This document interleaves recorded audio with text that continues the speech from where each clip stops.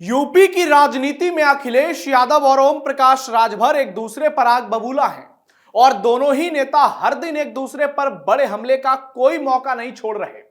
अखिलेश ओम प्रकाश की लड़ाई अब और भीषण हो चुकी है और दोनों तरफ से जबरदस्त वार पलटवार का दौर चल रहा है।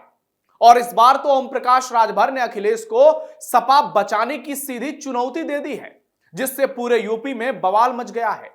विधानसभा चुनाव नजदीक है और उससे पहले एक ओबीसी नेता का अखिलेश पर इस तरीके से हमला करना समाजवादी पार्टी के लिए एक जोरदार झटका है।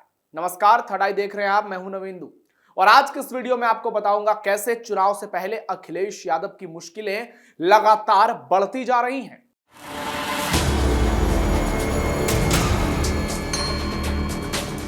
सुहेलदेव भारतीय समाज पार्टी के राष्ट्रीय अध्यक्ष और यूपी सरकार में कैबिनेट मंत्री ओम प्रकाश राजभर ने एक बार फिर सपा अध्यक्ष अखिलेश यादव पर तगड़ा हमला बोला है। अपने सोशल मीडिया पोस्ट में राजभर ने लिखा है, 27 में सत्ता की सोचने से पहले 27 से पहले सपा कैसे बचाई जाए यह सोचना शुरू कर दीजिए, क्योंकि आपके लोग खुद आपके पीडीए की पोल खोल रहे हैं। पता है ना, आपके पीडीए का भी पी आपके साथ नहीं है, ना पंडित और ना पिछड़ा। आपके झूठ से जो थोड़ा सा डी आपके साथ आया था वो भी अब आपके खिलाफ खुल के खड़ा होने लगा है। बचेगा सिर्फ अशफाक वाला ए। सहारनपुर सर्किट हाउस में आपके वाले पीडीए की असली वाली पोल बहुत धूम धड़ाके के साथ खुल के सामने आ गई।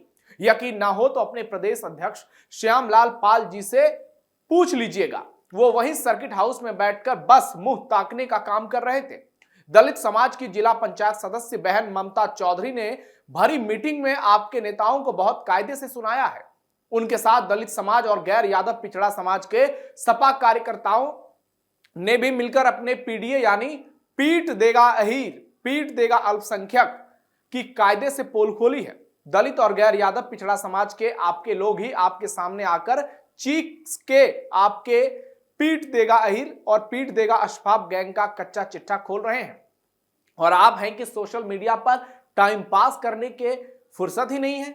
ए अखिलेश बाबू, आप तो ट्विटर एसी पीसी के महारथी हैं, तो अपने लोडरों को शांति से पीसी करने का सलीका भी सिखाइए। सहारनपुर सर्किट हाउस में कुल लोडरवा सब कुर्सी के लिए लड़ रहे थे। बताइए, यही संस्कार दिए आप? बाकी पत्रकारों को जलील करना, गाली गलौज और मारपीट करना तो आप सपाई गुंडों ने जैसे अपना जन्मसिद्ध अधिकार समझ लिया है। ऐ मित्र, सत्ता की चाबी तो मिलने से रही, अब टेंशन सपा को बचाने की लीजिए। जय भारत, जय श्री राम, जय श्री कृष्ण, जय महाराजा सुहेलदेव। यानी ओम प्रकाश राजभर ने अखिलेश यादव पर चुन चुनकर हमले बोले और हमले इतने तगड़े कि एक साथ राम कृष्ण तक का भी जिक्र कर दिया। यानी हर तरफ से अखिलेश घिर गए हैं।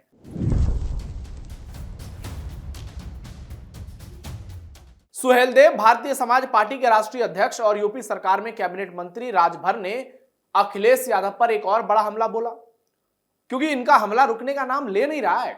ऐसे में एक बार फिर से बड़ा हमला अखिलेश और राहुल दोनों पर। राजभर अखिलेश राहुल पर आग बबूला नजर आ रहे हैं।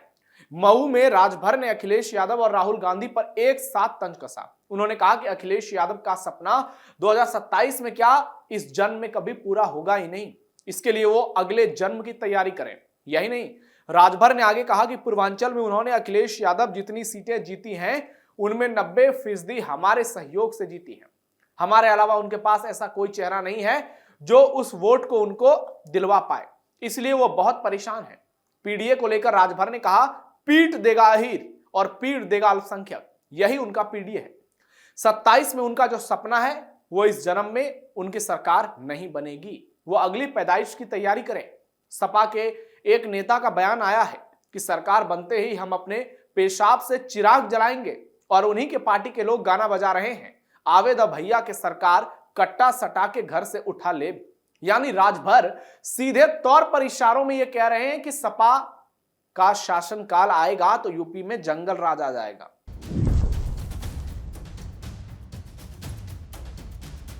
ओम प्रकाश राजभर ने वंदे मातरम को लेकर राहुल गांधी पर करारा हमला किया और कहा कि राहुल दुनिया के किसी भी देश में जाते हैं तो वहां भारत का अपमान करते हैं। जिस चुनाव आयोग की प्रक्रिया में चुनाव जीते उसी पर फर्जी वोटिंग करने का आरोप लगाते हैं। कर्नाटक में उनकी सरकार है, वहां रिजाइन दिलवा दें। जौहर विश्वविद्यालय पर हो रही कार्रवाई के सवाल पर कह दिया कि पैसा समाजवादी पार्टी ने दिया। भवन समाजवादी पार्टी के शासन में बना तो नक्शा पास क्यों नहीं हुआ? अखिलेश यादव और आजम खान का संबंध चोली दामन का था। समाजवादी पार्टी की ही सरकार में वो यूनिवर्सिटी फूली फली, ना कि एनडीए गठबंधन में। वहीं सपा प्रमुख अखिलेश यादव ने एक्स पर पोस्ट के जरिए फिर से पीडीए का फुल फॉर्म बताया। उन्होंने पोस्ट में लिखा कि बीजेपी में पीडीए स्थान तो पा सकता है लेकिन सम्मान नहीं। उन्होंने कहा कि यदि संपूर्ण पीडीए समाज के लोग अपने अपने व्यक्तिगत स्वार्थ और लाभ का त्याग करके एकजुट हो जाएं, तो पीडीए सरकार सदैव के लिए आ जाए।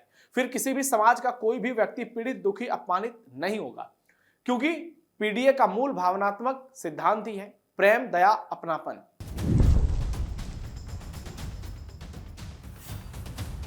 अखिलेश यादव के सामने 2027 का चुनाव इसलिए भी आसान नहीं रहने वाला क्योंकि उनके पीडीए समीकरण को चुनौती देने वाले के लिए एनडीए के पास कई बड़े और प्रभावशाली ओबीसी चेहरे मौजूद हैं।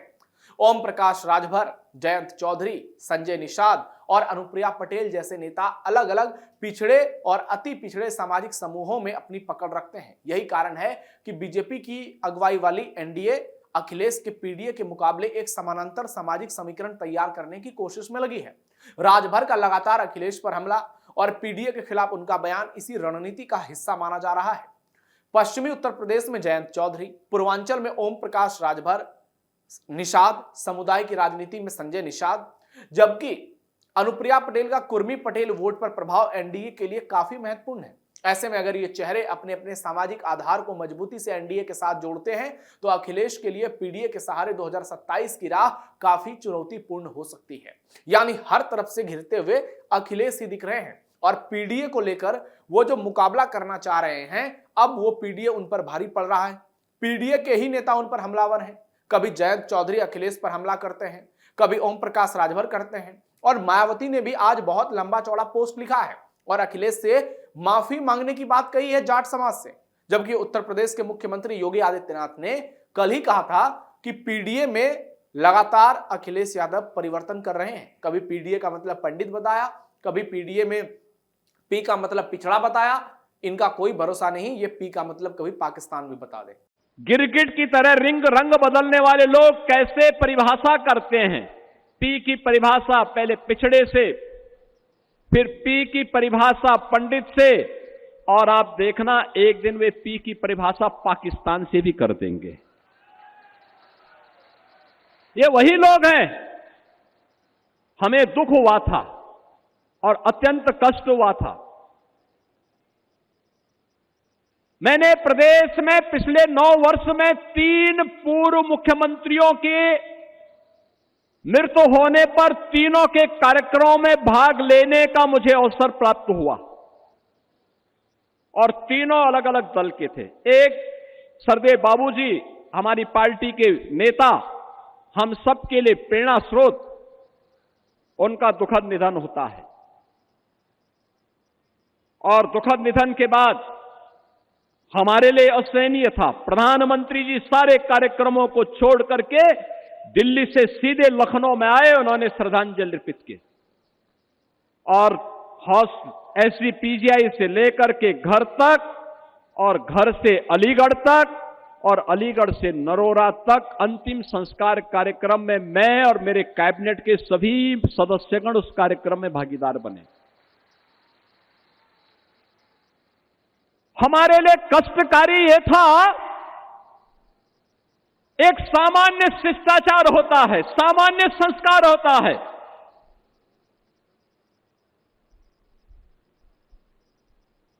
मायावती जी ने आकर के उस दायित्व का निर्वहन किया और बाबूजी को उन्होंने श्रद्धांजलि दी।